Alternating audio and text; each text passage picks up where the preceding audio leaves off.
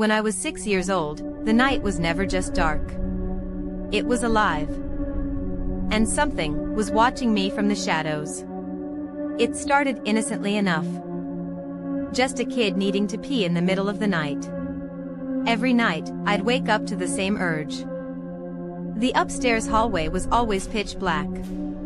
The only light was the thin sliver of moonlight sneaking through the window at the far end of the corridor. And right across from that window was my sister's bedroom. I remember standing at the edge of my room, one sock half on, pajamas twisted from a restless sleep, peering down that hallway.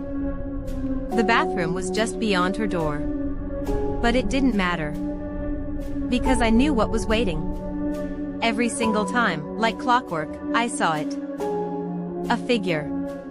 Tall. Towering, really, its head brushed the top of the doorframe. Dressed in solid black from the neck down. No hair.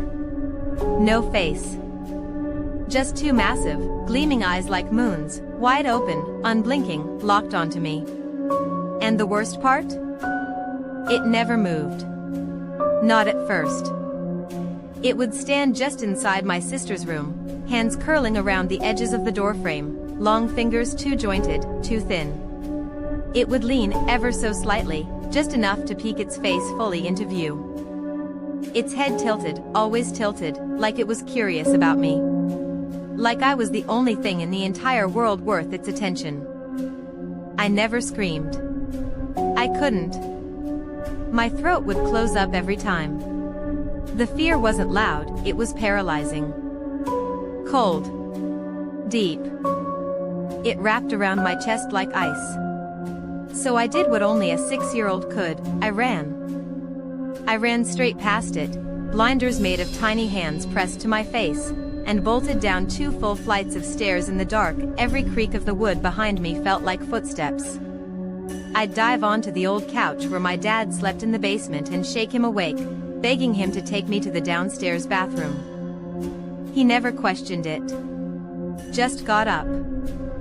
Wordlessly, sleepily, walked me to the toilet and then back to bed. And by the time I returned upstairs, the figure was always gone. Like it had never been there at all. But it had. Oh, it had. At first, I thought it was a dream. Maybe my imagination. But it kept happening. Over and over. Same time. Same place.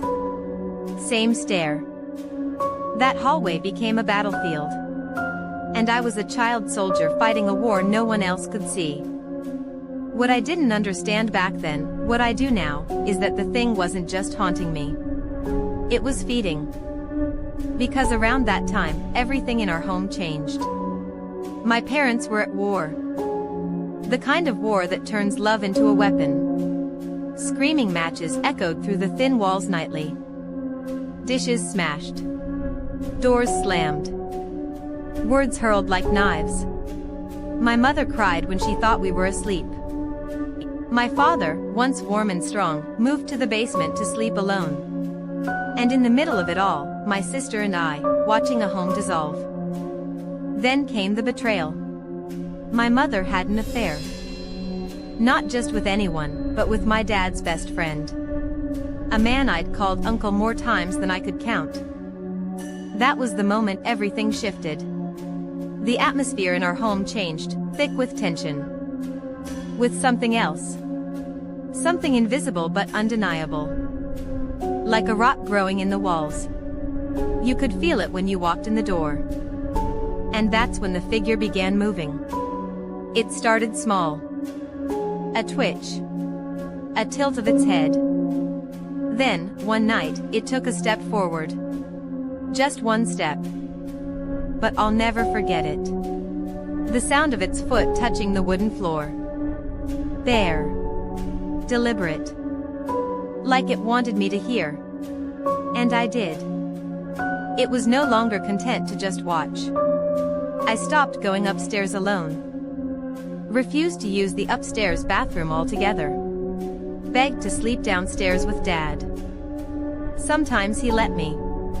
Other times, he didn't. I started wetting the bed again. My mother thought it was regression from the divorce. But it wasn't. It was fear. Then, one night, I made the mistake of telling my sister. She laughed at first. Said I was watching too many cartoons. But I knew the way her smile faltered. The way her eyes darted to her bedroom door before she looked back at me. I asked her if she ever saw anything in her room. She said no. But her voice trembled.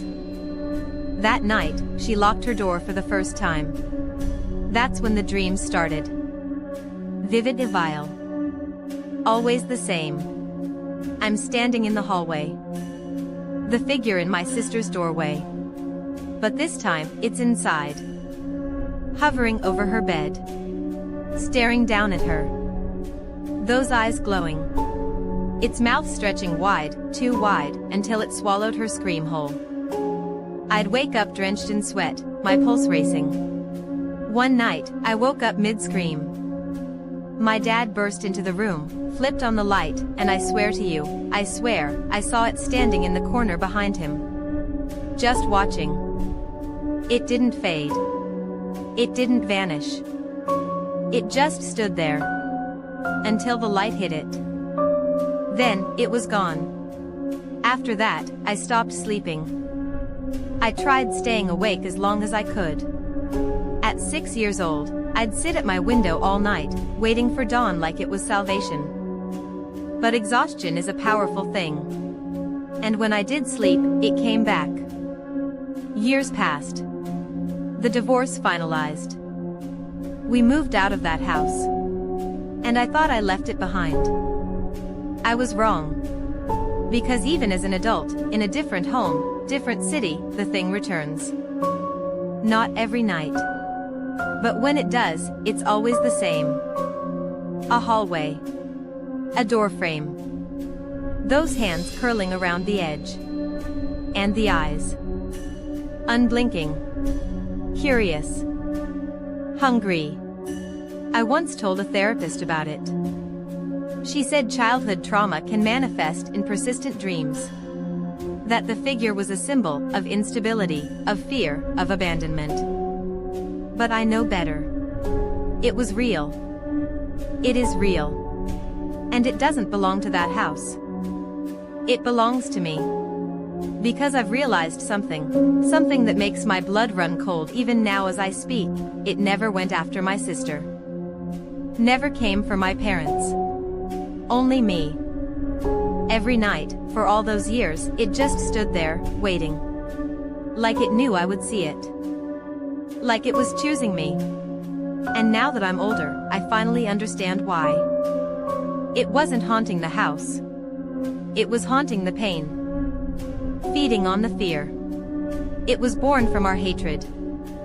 Our violence. Our betrayal. The perfect storm of emotional devastation. And I was its favorite meal. I don't know what it wants now. I don't know what it is.